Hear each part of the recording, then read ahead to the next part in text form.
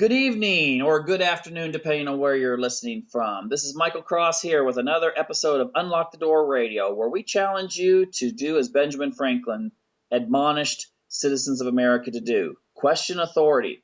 That's right. Ask the questions that need to be asked and not be willing just to assume that what you see around you is the way it really is. Anyway, tonight we have an incredibly interesting guest. I've seen some of his work already, and I'm going to turn it over to him. His name is Joseph Sorge, and he has produced a documentary called Divorce Corp. And without me describing what it's all about, I'm just going to say hello, George. I mean, your name rhymes with George, and Right. that's kind of, but it's Joseph Sorge. I'm sorry about that, listeners. Hey, could you tell us a little bit about your documentary first of all? Because I want people to go to this and listen to it. Yes, well, Michael, thank you for having me on your show. And the Divorce Corp documentary is about the family law system in the United States. And we cover the lawyers, the custody evaluators, the forensic experts, the judges, and unfortunately, some stories of victims of the system who have had life-changing experiences for the worse. And then we also cover some potential solutions for family law in the United States, and we compare our legal system to the Scandinavian system and how the Scandinavians handle family law. Okay, I'll definitely be into listening to that since I'm married to a Swede. Just celebrate our anniversary here, and feels good. That's An- fabulous. Anyway, okay, so you know, I have to say this. I think the average American has this faith in the system. I'm talking about the average American who's never actually gone through the court system yet. The average American has a faith in the system that we have like the best system on earth, the fairest system on earth, one that is dedicated to principles and ideals and finding the truth and making rulings that will benefit the people that have less power and those who may be the victims and so forth. Now, here's the thing.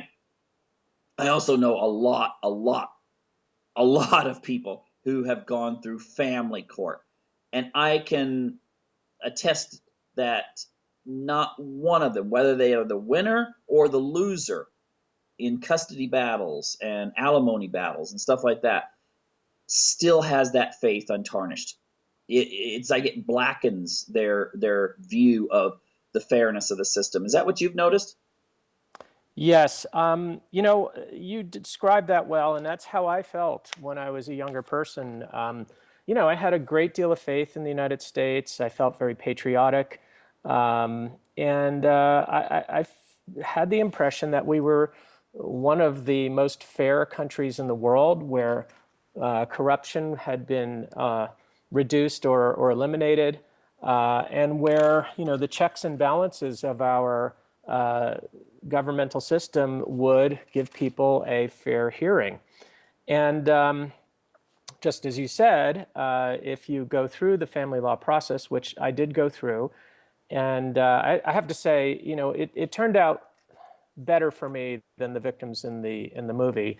But I was exposed to a number of cases as I sat in the courtroom and waited for my case to be heard, and watched what happened to various people. And these family court procedures don't get over in a day. You usually go back 6, 8, 15 times, depending upon what's going on with child custody and child support and motions to continue and all that. So you appear in the courtroom many times, and I saw so many people that I felt were being treated in a hostile manner, in a way where it seemed like the judges despised the people that were coming through the courtroom. I saw the attorneys give a smile and a wink to the judge once in a while, or actually give advice to the judge once in a while, and where the judge was deferential to the attorneys on many occasions. And it made me begin to suspect that there there might be more complexity to our family court system than I had anticipated, and certainly not the fair governmental system that I had expected when I walked into the courtroom. And so that motivated me to begin to do some research on the family courts and the family law system, and it really didn't take very long for that research to lead to stories of people who had been completely devastated by their experiences in the family court.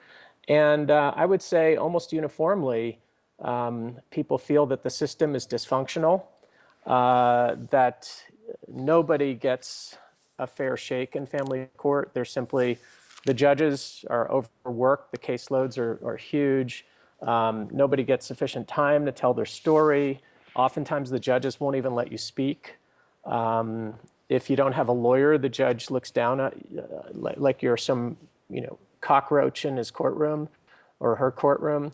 It was a great disappointment to see, an American institution that was so terribly dysfunctional. There are things about family court that people don't realize until they've been through it. You think, you watch on television courtroom battles, and there's a jury, and there's lawyers, and there's a stenographer copying things. You hear about a right to a speedy trial. None of that applies in family court. It's a whole different system. The American judiciary has classified family courts as what they call courts of equity, not courts of law. And in a court of law, you have certain protections under the United States Constitution. But the judiciary, it seems to me, unilaterally has proclaimed that in a court of equity, the Constitution does not apply, or at least most parts of the Constitution do not apply in a court of equity. And therefore, you're not entitled to a jury, except in a few states. But in most states, you're not entitled to a jury. You're not entitled to a transcript unless you pay for it, if there's a transcriptionist there. And if there's not, you have to bring in your own. You're not entitled to an attorney if you cannot afford one. You're not entitled to a speedy trial. And people think, well, if things go really bad in the lower court, I can appeal.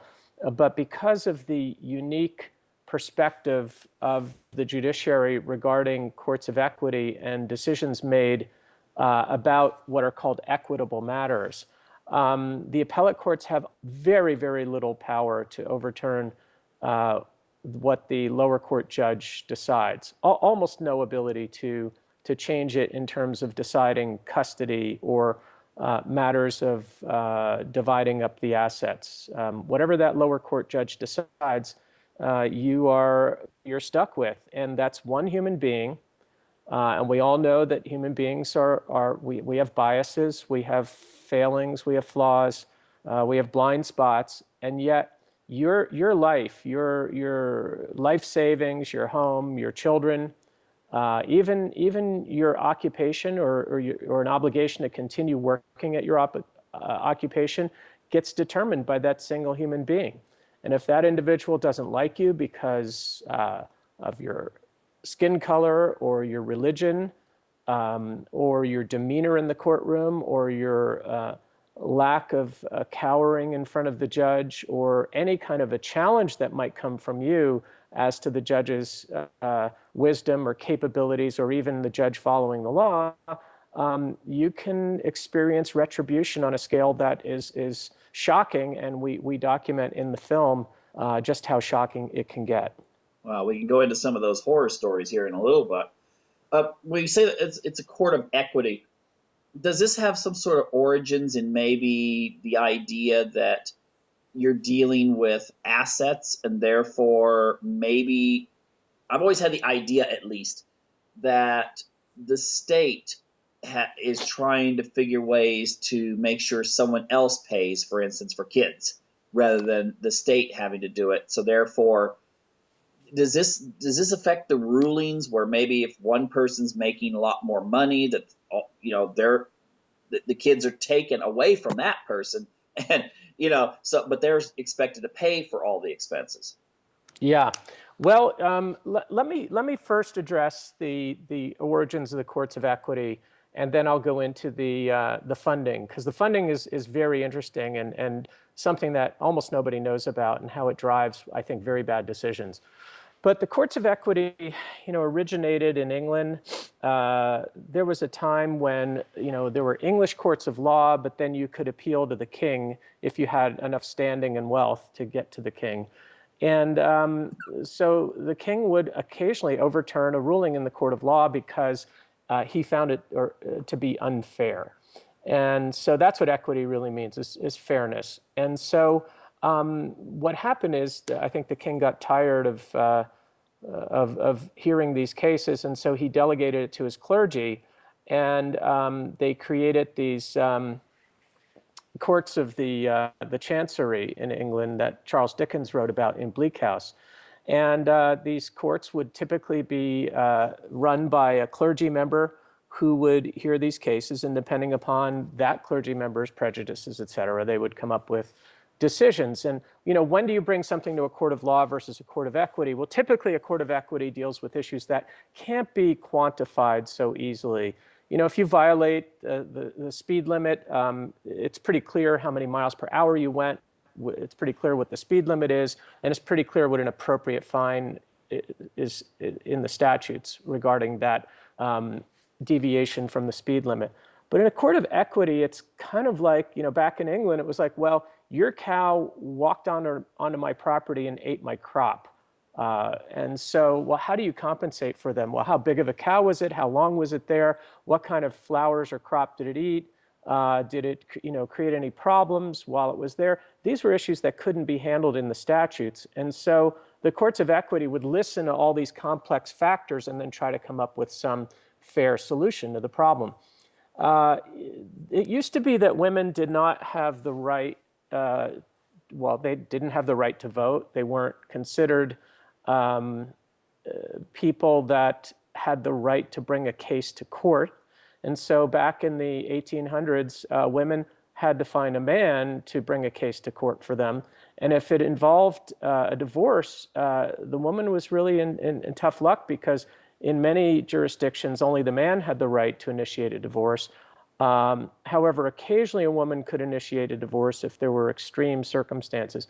But in the 1800s, there was no such thing as domestic violence. Even the home was a place where the government did not tread, and whatever happened in the home was a family matter, and there were no laws to protect women against domestic violence back then.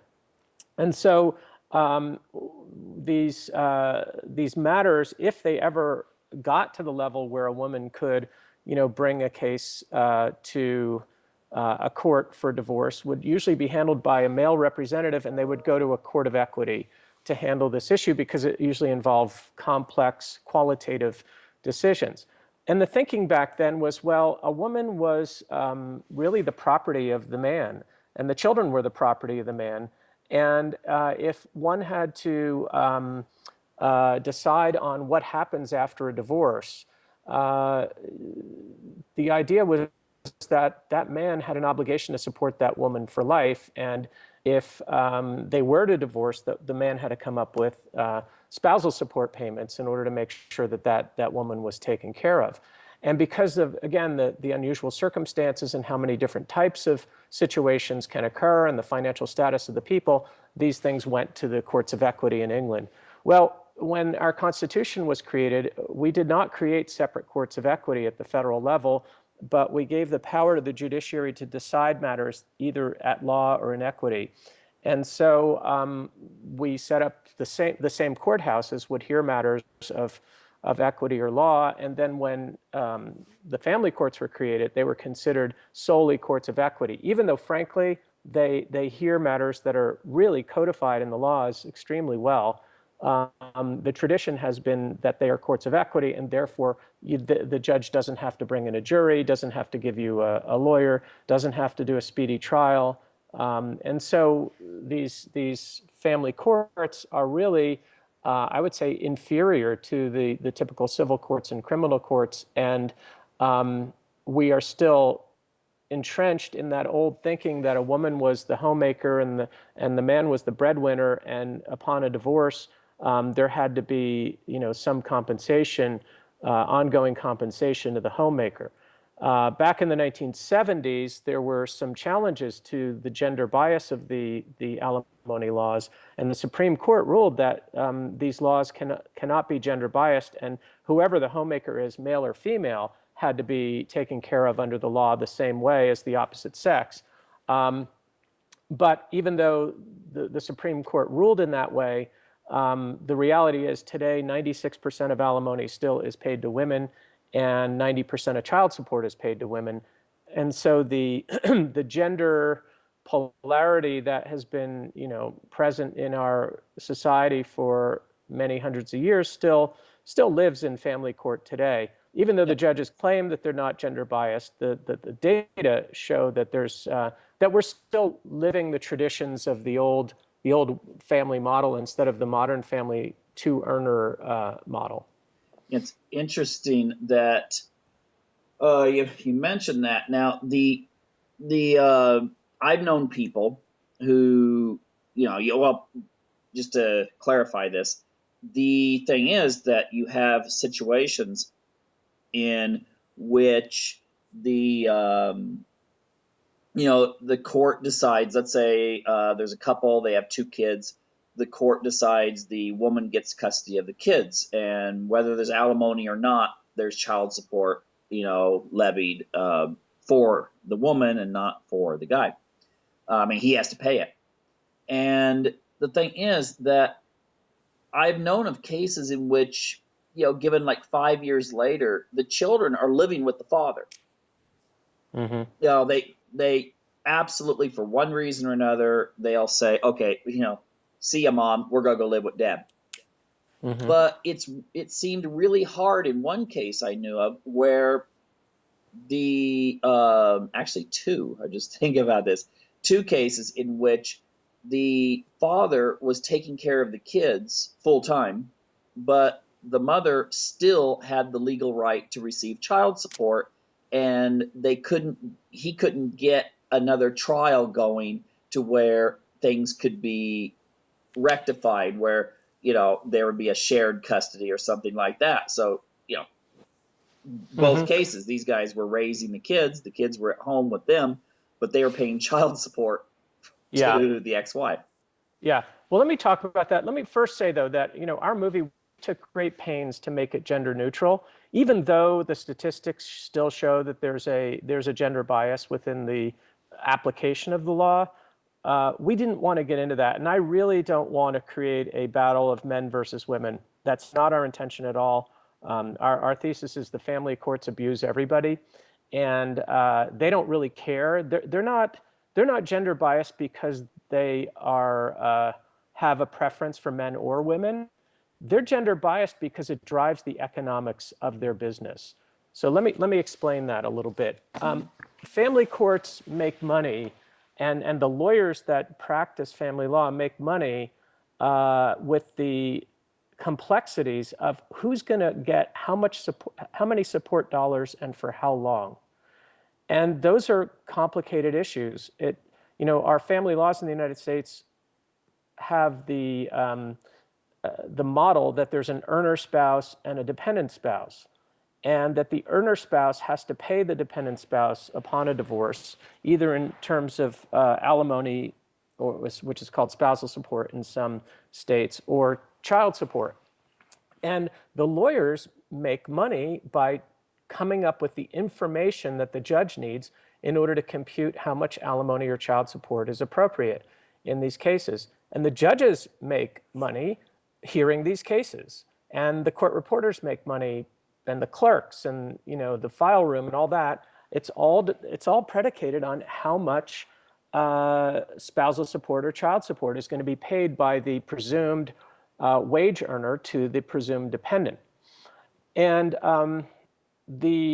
so even though in the 1970s they made the laws gender neutral, and I really do believe in their minds judges are willing to make gender neutral decisions, the fact remains is they're not willing to recognize two-earner families and the realities of modern America today, where there are two earners, where women with between the ages of 25 and 35 now make 94% of the income that men make. And if you control for same job description and say education, women make the same amount of money in the United States as men.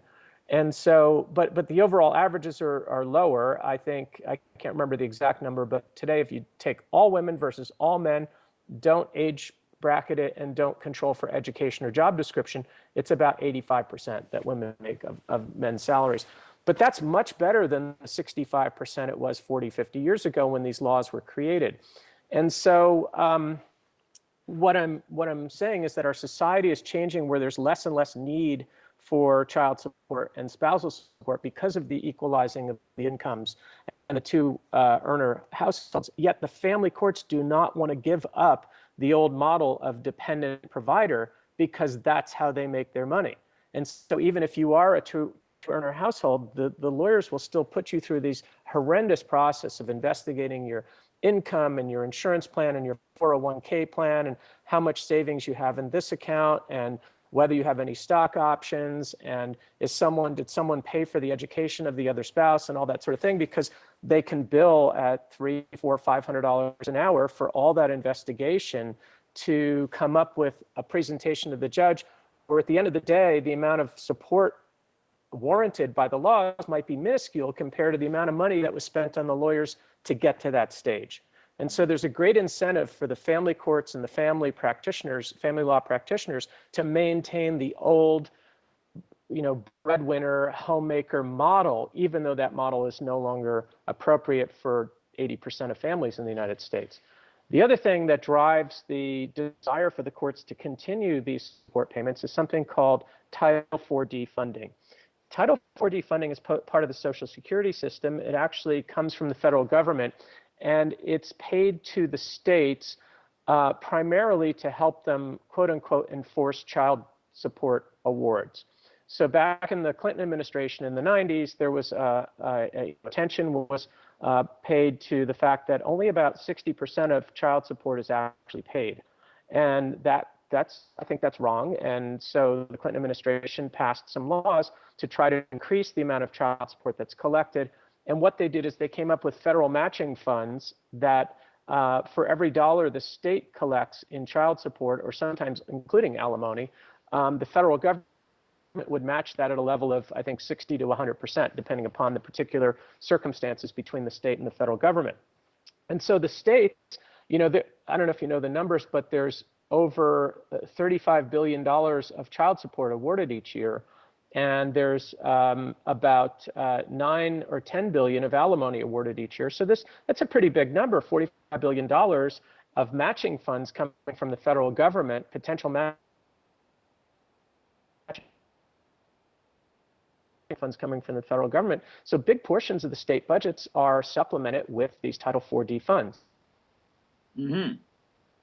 So a state has the vested interest really in isn't as much need anymore for dependent payments.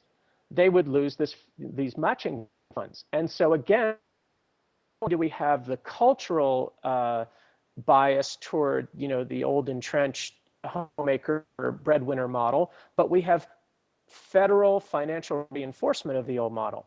And therefore, you brought up an example where an individual is paying child support to another spouse who doesn't even have the children and has no need for child support, yet the court won't change the order. Well, I'm telling you why. Because they make their money off of keeping these payments going, and so they're disinclined to be fair. And they're disinclined to change a child support award once it's made because the state will lose money. Mm-hmm. So I'm just going to throw this out at you. Do you think the whole gay marriage thing could actually start changing things, because it's not going to be a male female, and it's not going to be a traditional breadwinner homemaker situation for the most part? Do you think that throwing in a new type, because it's going to happen, there's going to be lots, there's going to be relationships of relationships, you're going to have breakups, and there's going to be children involved. Do you think this could actually motivate a change? Well, it might motivate a change, but it's not going to force a change without legislative reform, because the system, again, I think the courts try to be gender neutral, but they're not family model neutral. So in other words, they want a breadwinner and they want a dependent spouse. And whether that's a gay couple or a heterosexual couple, I don't think they care. They're just going to fit someone into the breadwinner role and someone into the homemaker role. And depending upon what the history has been, they will favor an arrangement going forward that models that breadwinner homemaker type of situation. And I think, in couples where they were exact, here's the problem, is that regardless of what the actual facts are, the attorneys are still entitled to investigate the facts. And not only are they entitled, they're obligated to investigate the facts, because if they fail to investigate the facts, they could be sued by their client for malpractice. And so even though you might have a gay couple where one earns $90,000 a year and the other earns $80,000 a year, and they both worked and there's no children, the attorneys, if they want to, and if one of those individuals in the couple is vindictive and wants to hurt the other person, they can allow their attorney to do a very expensive, very lengthy, protracted investigation of the finances of the other side, allegedly to compute a spousal support award that in this example wouldn't be warranted whatsoever. Yet, because the attorneys are allowed to do that, and because the judges let it happen, because again, remember, well, I haven't got into this yet, but the judges and the attorneys are good friends typically, and what's good for the attorney is good for the judge. And so, and I can get into that if you want to, but the judges will allow these ridiculous investigations to go on. It's called legal discovery. They allow these ridiculous and expensive and lengthy investigations to go on because it helps their attorney friends generate billable hours. And so what you get is you continue to get this terrible system perpetuated because it's financially beneficial to the professionals involved in it, not because it applies to the average American family. Okay, and I would assume, if you think about that, at least the higher priced lawyers and the judges probably go to the same country clubs, hang out with each other, and kind of have the same basic view of their profession as well as the system. Well, if you watch our movie, you'll see that I think we did a good job of documenting just how cozy the relationship is between the lawyers and the judges. And we actually have judges on film admitting to this, and lawyers admitting to this, and talking about the many type ways that value can be transferred from the judges to the lawyers and vice versa. For example, a judge can hire an attorney to act on behalf of the court to allegedly represent the best interests of a child in a custody battle. Now, the judge can choose the attorney. The judge can determine how much that attorney is going to be paid. The judge can oversee the billings and enforce payment to that attorney with threats to the parents, because the parents have to pay that bill, and order the parents to pay that bill under threat of a court order. And if you don't pay it, you're in contempt of court and you could be put in jail for not paying that attorney. It's not like a normal debt where, it's one of the debts you have, and if you declare bankruptcy, you can extinguish certain debts. That doesn't happen with family court issues. They rise to the top of the collection chain. And so a judge, and we show in the film, there are judges who receive campaign contributions from attorneys, and then the judge goes and hires that very same attorney to do work for the court at whatever billable hour rate the judge deems appropriate, and for however many hours the judge deems appropriate. And we have people in our film that say that some of these attorneys bill hundreds of thousands of dollars representing the quote unquote interests of a 2-year-old child. And it's a terrible system without checks and balances, and where the professionals in the system can kind of say, well, yeah, that attorney's acting in the best interest of the child. And even though the judge knows that attorney, the judge is not really doing anything unethical, because that attorney typically bills $500 an hour. But, human nature is human nature. And when there are no checks and balances, things happen. And then when they go to the same country club together and their kids are in the same schools, and they go to the same continuing education courses, or the law firms invite the judges to come to their law firm and speak to the younger attorneys and quote unquote teach them about courtroom procedure. Relationships develop between these people, and it's just natural for human beings that are in the same profession and interact every day with a quote unquote common enemy who's the general public, unfortunately. They bond with each other and they do each other favors. And what comes out of that is the general public gets abused when they go into the family courts. Well, if you're talking about a situation where you're paying a lawyer, I mean, what is it like? Like 2/3 of the American public are a paycheck away from being homeless, if the statistics I saw are correct. And $500 per hour of research, even if you do have a situation where it doesn't matter who gets custody of the kids, it sounds like this could devastate the assets of a family, a couple that they may have saved up. I remember reading an article a few years ago. What you're saying, brought this back. It was about some girl who was just like a law student or something like that, and the whole big deal about the article was that she was actually a stripper on the side, even though she was going to university full time. But she mentioned that her family had saved money for all three kids to go to college. But the cost of a divorce that took place when she was like 16 erased all their assets. They had to sell their home and all this other stuff, and they were left pretty much penniless. So even the person that got custody of the kids was still economically way worse off than they started out with. Well, what's horrendous is that the judge can invade the savings that the grandparents set aside for the children. If it was put in a trust for the children, the judge can, in some cases, invade that and use that money to pay the lawyers. Instead of preserving money for the education of the children, the judge can take it and use it to pay the lawyer that the buddy lawyer that the judge hires to quote unquote represent the child. I mean, there are cases that we've turned up that are horrendous. We had one case, was a horrible, horrible outcome for this woman who just wanted equal time with his children, and his mother had when his father passed away, the father left some money in trust for the mother, and the idea was that once she passed away, if there was any money left, it would go to this gentleman and his brother. And so it was conditioned upon how long the mother was going to live and how much it cost her to live, and who knows if there'd be any money left. Well, the judge invaded that trust and took a chunk of money out of that trust ahead of time, saying that if you look up in an actuarial table, this is how long the mother is likely to live, and therefore this is how much this gentleman is likely to inherit, and therefore he's going to reach in, take the money out now, and use it to pay lawyers.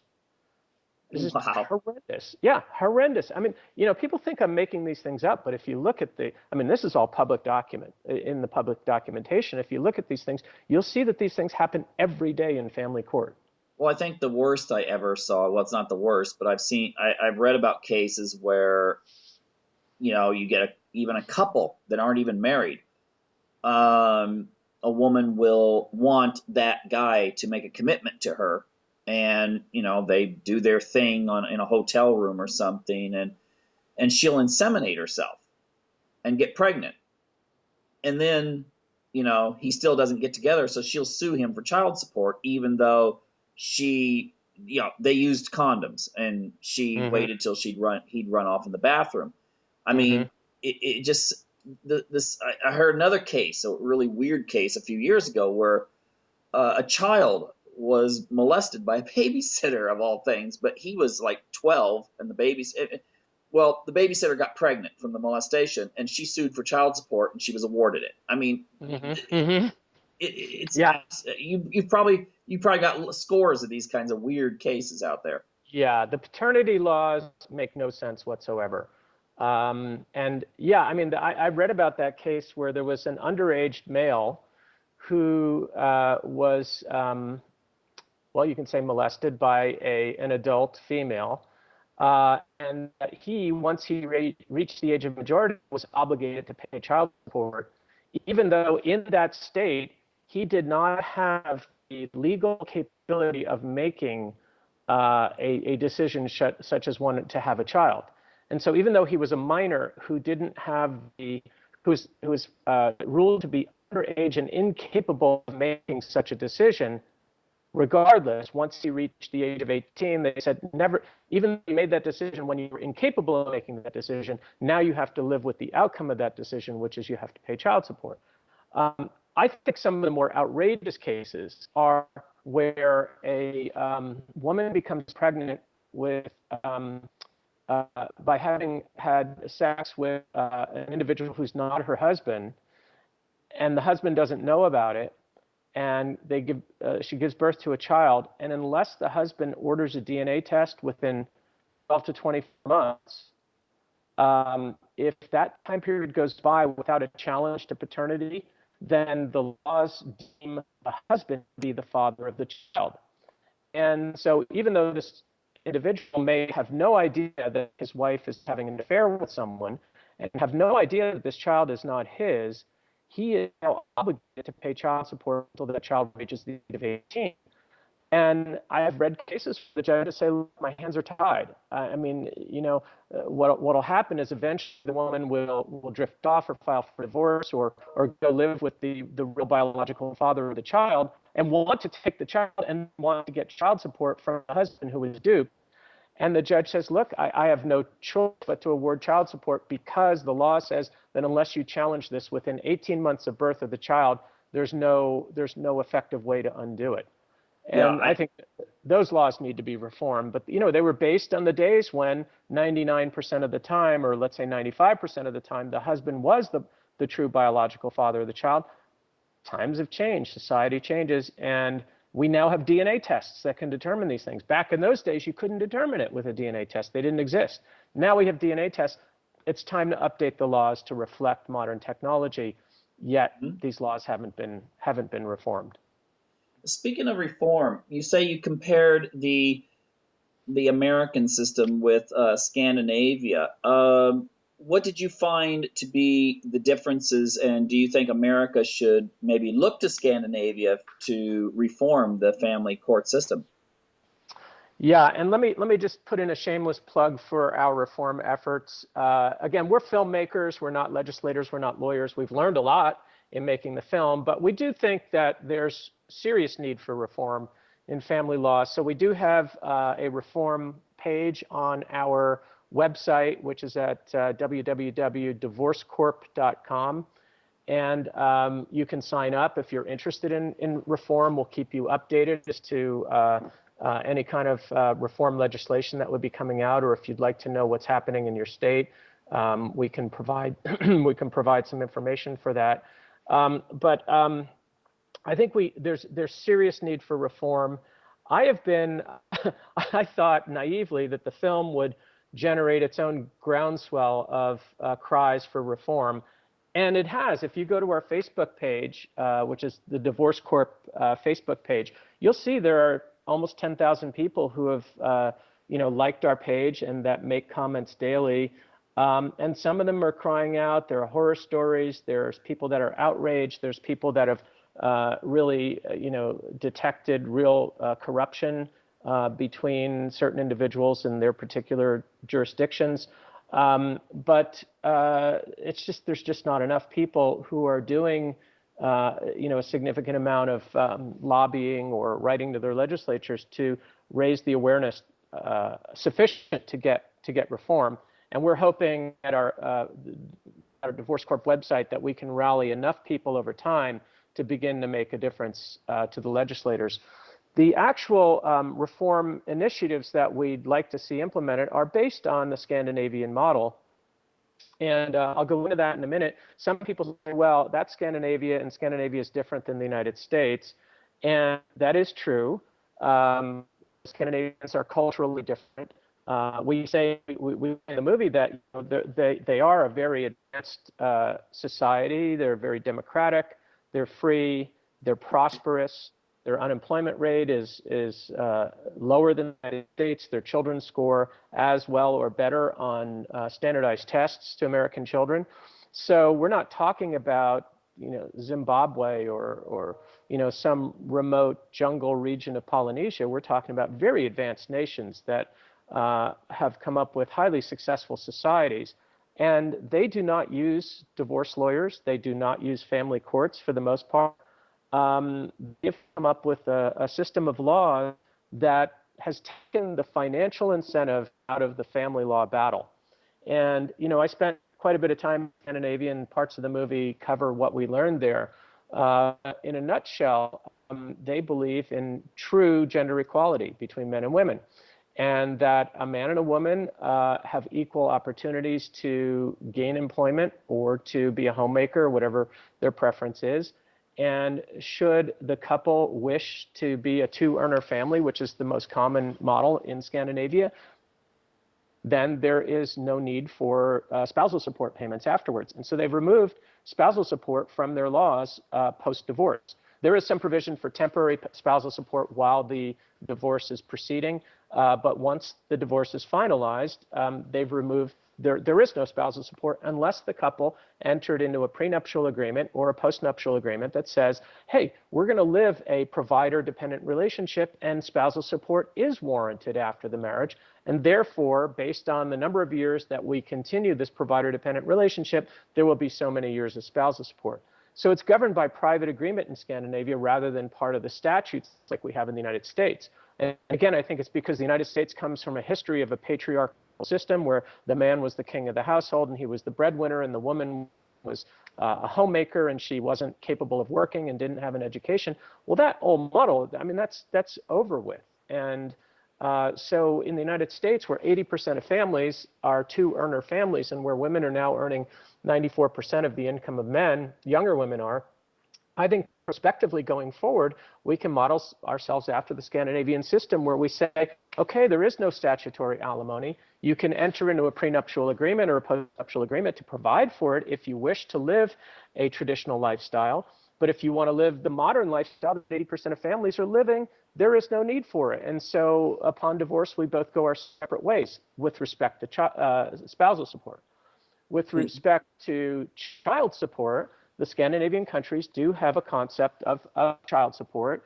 It is, again, they've taken most of the money out of it. It is not a percentage of the income of the deemed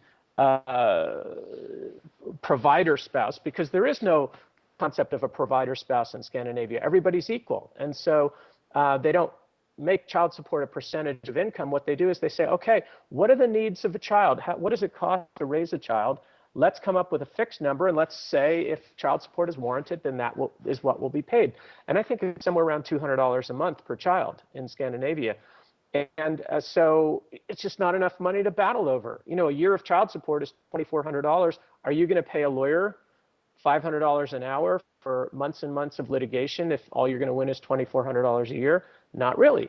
So they don't battle over child support. And you know what that's done? It's taken the battle, this horrible battle that occurs in the United States between parents trying to determine how much percent custody time they have, because the more custody time you have, the more you receive in child support, or the more custody time you have, the less you have to pay in child support. And so the children become these pawns that are caught in the middle of a tug of war between the parents over money, and that brings out all kinds of accusations and saying bad things about the other parent, and the children hear that, and it creates a horrible situation that we have in the United States. Whereas in Scandinavia, since it's a fixed amount of money and it's just enough for the needs of the child, they don't bother with the fight. And so, yeah, I mean, are they going to argue once in a while? Yeah, well, every couple argues once in a while, and especially if you're breaking up, it's acrimonious. But the government doesn't throw gasoline on that fire like the United States government does. And so we also propose that child support be a fixed amount, not be a percentage of income. I mean, come on, percentage of income, that's alimony. If you want to balance the lifestyles, you're talking about alimony, and that should be governed by a private dependent support agreement, not hidden in the child support formulas like you said, these individuals you talked about earlier, where they had 100% custody of their child, yet they were still paying child support to the other side. That's not child support. That's pseudo-alimony. We have to get rid of pseudo-alimony and call it what it is. If it's child support, it's child support, and it's for the needs of the child. If it's alimony, then it's alimony, and that would be governed by a private agreement. Well, I know that. Uh, I'm sorry, let me just okay, go conclude. So ahead. when you add up all these things, that's why the Scandinavians don't go to court. They don't use lawyers. In order to get divorced in Scandinavia, you file a form with the government, and after 6 months, you're divorced. Mhm. Regardless of what the other side says, you're divorced. There's no court battle. Yeah, how do you split up the assets? They do divide marital assets much the same. They have a system that's very similar to community property in the United States, where assets that were joined or earned during marriage are community and they're divided 50-50, and assets that were separate property prior to marriage and that remain separate property during the marriage are given to each individual according to their separate property.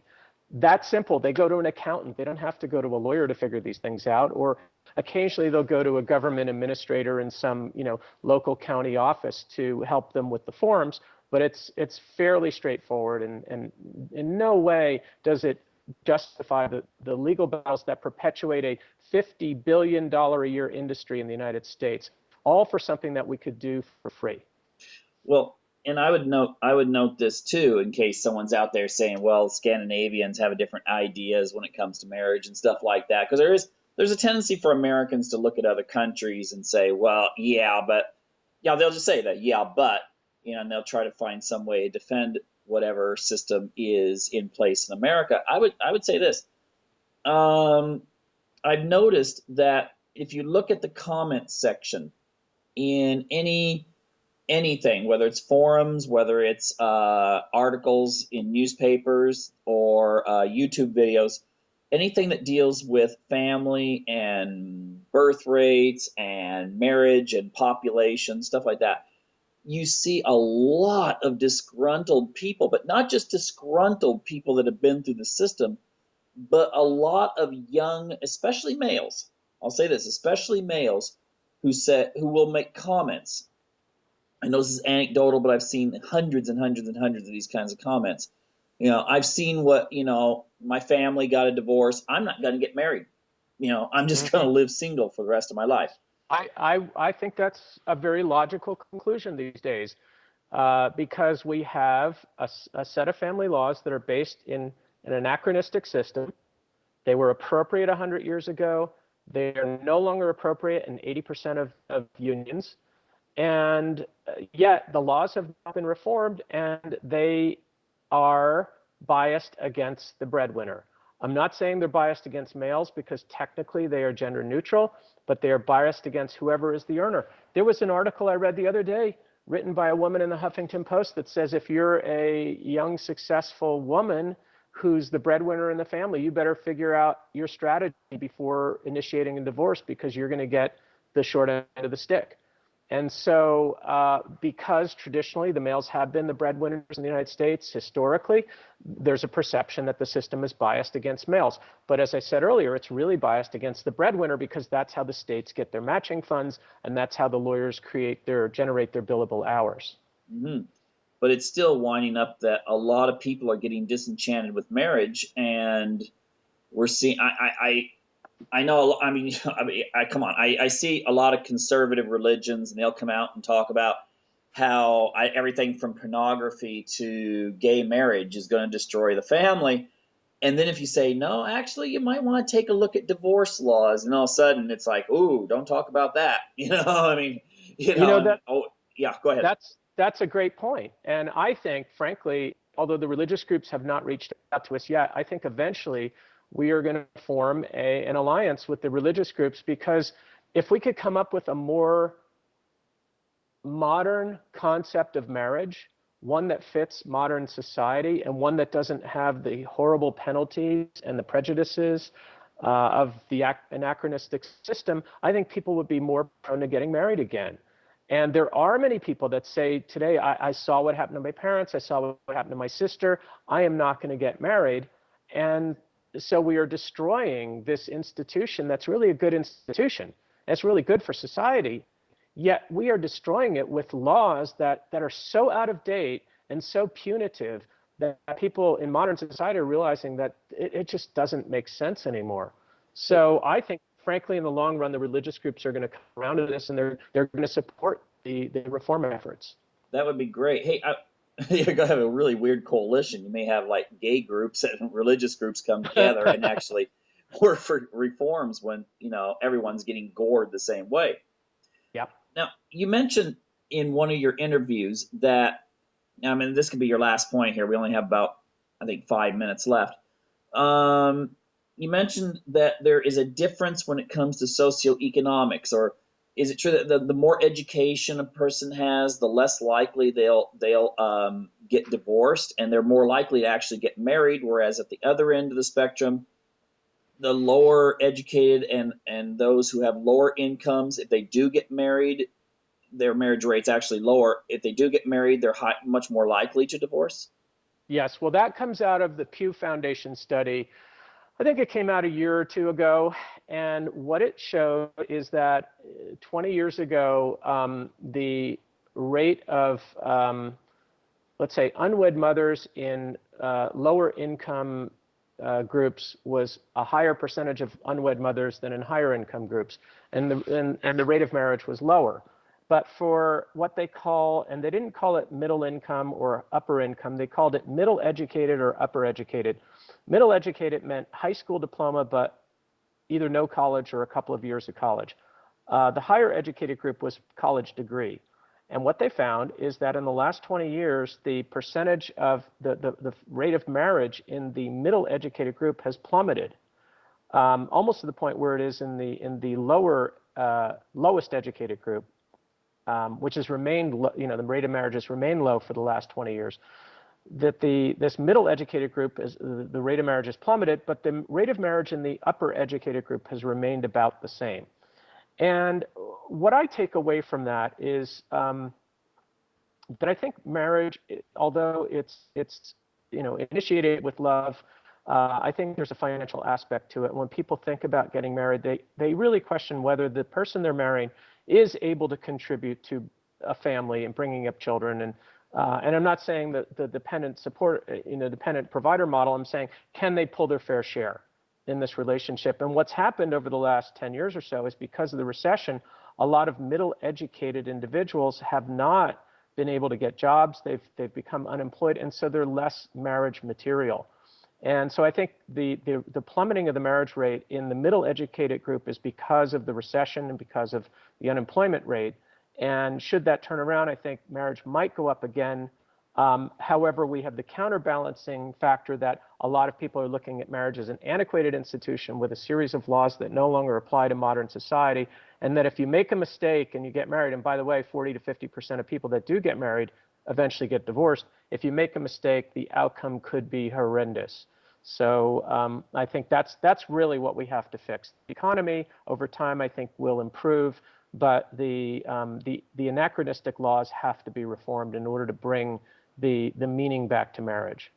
So essentially, if you want to look at the people that are kind of getting the short end of the stick in all respects, would be, I mean, I'm getting this mental image of NASCAR, a NASCAR rally, kind of a, that air, not what we used to traditionally call the Reagan Democrats, the, people that were working class, and had a home maybe in the suburbs, but a lesser education. They're the ones that seem not to be getting married right now, and when the economy collapses like it has, for that age, for that, well, that particular group, it seems that they're the ones that are now probably the ones filling up these family courts at the moment.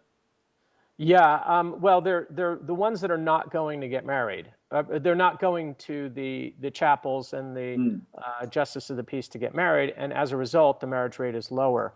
I've read something last night that because of the recent upturn in the economy, that the rate of divorce is now going up because people couldn't afford a divorce a few years ago. Now they've got a little bit of money in the bank. They're starting to go through the process.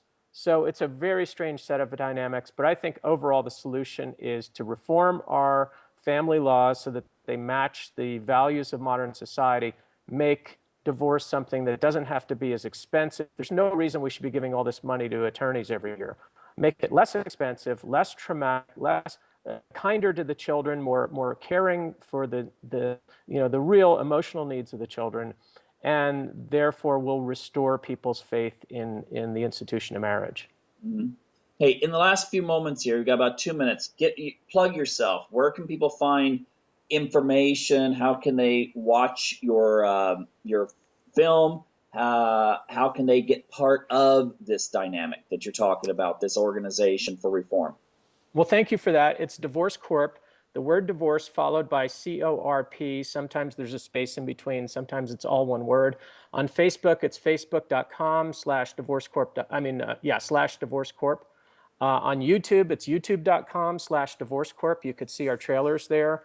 On our website, it's www.divorcecorp.com. And Twitter, it's at divorcecorp. Check it out. We've got a lot of information. We've got a lot of passionate people that want to see reform. We hope to organize a reform conference in the fall. If you would like to participate in that, there's a sign-up sheet on our website, or you could just follow along and keep updated on what's happening. We have a lot of information that can be provided to people who are going through this horrible system right now. And I think one of the greatest benefits we provide to people is they say, hey, I used to think it was just me. I used to think I was alone and that this was only happening to me. And now I know this is happening to thousands, if not hundreds of thousands of people around the country each year. And that makes me at least not blame myself anymore. So there's a lot of, I think, just emotional support that you can get from our various sites as well. Mm-hmm.